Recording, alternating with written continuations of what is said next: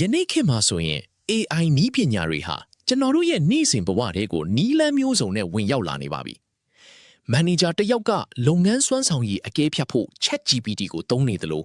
အိမ်အောင်ဖက်ကလည်းတောင်းပန်စကားပြောဖို့အတွက် Digital လက်ထောက်ကိုအားကိုးနေပါတယ်။မိဘတွေဆိုရင်လည်းကလေးတွေအတွက်အိမ်ယာဝင်ပုံပြင်ပြောပြဖို့ Digital လက်ထောက်တွေကိုသုံးလာကြပါပြီ။ အဲ့ဒီလိုနဲ့ပဲအဖေတယောက်ကသူ့သား၃ယောက်ကိုတပတ်လောက်တယောက်ထဲထိန်ချောင်းခဲ့ရပါတယ်ပထမတော့အလွယ်လေးလို့ထင်ခဲ့ပေမဲ့နာအီအနှဲငယ်အတွင်းမှာပဲသူဟာမေးခွန်းတွေခွင့်ပြုချက်တောင်းဆိုမှုတွေရဲ့ဖိအားအောက်မှာပင်ပန်းနွမ်းနေလာခဲ့ပါတယ်ဇနီးဖြစ်သူထွက်ခွာသွားပြီး24နာရီအကြာမှာသူဟာလုံးဝကိုမလှုပ်နိုင်တော့လောက်အောင်ဖြစ်ခဲ့ရပါတယ်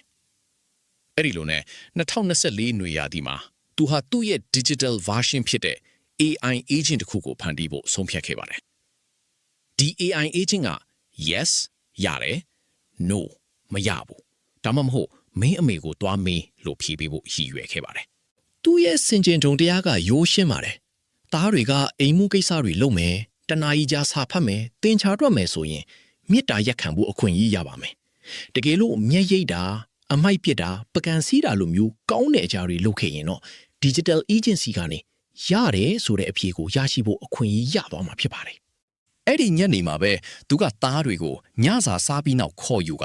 သူ့ရဲ့မိသားစုကိုအပီးအပိုင်ပြောင်းလဲစေမဲ့အကြောင်းအရာတစ်ခုကိုကြေညာခဲ့ပါတယ်။သူအလုပ်လုပ်နေချိန်မှာသူ့အခန်းတကားကိုလာမခောက်ပဲ Daddy GPT ကိုမေးရမယ်လို့ပြောခဲ့ပါတယ်။သားတွေကလည်းနီးပညာကိုဖောက်ဖျက်ဖို့ကြိုးစားခဲ့ကြပါတယ်။သားတွေကအလွန်အမင်းတောင်းဆိုမှုတွေနဲ့စမ်းတက်ခဲ့ပေမဲ့ Daddy GPT ကတိကျမှန်ကန်စွာနဲ့မရဘူးလို့ပြန်ဖြေခဲ့ပါတယ်။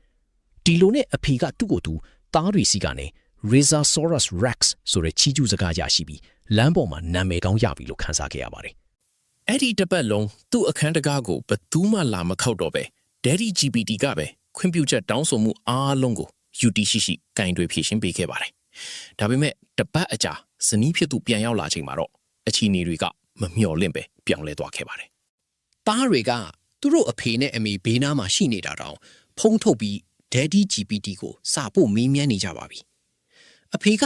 သူ့သားကိုဘာလို့သူ့ဘေးနားမှာရှိနေတဲ့သူ့ကိုမမီးပဲဘောကိုမီးရတာလဲလို့မီးခဲ့ပါတယ်။သားကခေါင်းပင်မဖော်ပဲ Daddy GPT ကဘယ်တော့မှအလုံးမရှုပ်ဘူးလीလို့ပြန်ဖြေခဲ့ပါတယ်။အဲ့ဒီအခိုက်အတန့်မှာသူဟာ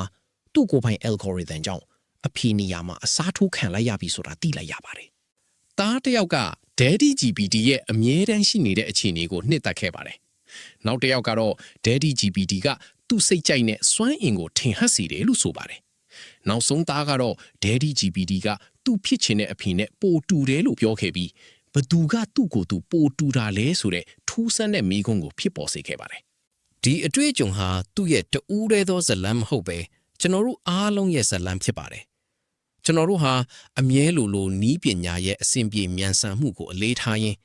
ဘလို့ကုန်ကြစည်ဒီပေးနေရလဲဆိုတာကိုရပ်တန့်ပြီးစဉ်းစားမေးခွန်းထုတ်ဖို့မေ့လျော်နေတတ်ပါတယ်။ AI ကိုသုံးစွဲတဲ့အခါအဖေကအရေးကြီးတဲ့မေးခွန်း၃ခုကိုသူ့ကိုယ်သူမေးလေရှိပါတယ်။ပထမတစ်ခုကတော့ဒီဆုံးဖြတ်ချက်ကိုပညာရှိတဲ့လူသားတဦးကကြီးကြပ်ပြီးအတည်ပြုပြီးပြီလားဆိုတာဖြစ်ပါတယ်။ဒုတိယတစ်ခုကတော့တခြားတစ်ဖက်ကလူသားတွေကသူတို့ AI နဲ့စကားပြောနေမှန်းသိပြီးအဲ့ဒီလိုဖလှယ်မှုကိုသဘောတူထားသလားဆိုတာဖြစ်ပါတယ်။တတိယတစ်ခုကတော့သူကဘလို့ဂယုဆိုင်မှုမျိုးကို AI နဲ့အလိုအလျောက်လှုပ်ဆောင်ဖို့ကြိုးစားနေတာလေ။ဒါကသူ့ကိုရောသူချစ်တဲ့သူတွေကိုပါဘလို့ထိခိုက်စေနိုင်တယ်လဲဆိုတာဖြစ်ပါတယ်။ဒီလိုနဲ့ Daddy GPT ကိုအနာပေးလိုက်တော့သားတွေကလုံးဝမကြေမနပ်ဖြစ်ခဲ့ကြပါတယ်။ဒါပေမဲ့နောက်ပိုင်းမှာသူတို့ရဲ့မတည်ငြိမ်တတ်တဲ့စိတ်ဆိုးတတ်တဲ့တခါလေမိတ်တတ်တဲ့လူသားမိဘတွေကိုတန်ဖိုးထားတတ်လာကြပါတယ်။မိဘဖြစ်တယ်ဆိုတာပြီးပြည့်စုံတဲ့အဖြေတွေဒါမှမဟုတ်အကောင်းဆုံးဆုံးဖြတ်ချက်တွေချမှတ်တာမျိုးမဟုတ်ပါဘူး။ဒါဟာအမားအယွင်းတွေနဲ့ပြည့်နှံနေတဲ့ဂုံယူစရာကောင်းတဲ့လူသားဆန်တဲ့မိဘမိတာနဲ့အတူရှိနေခြင်းသာဖြစ်ပါတယ်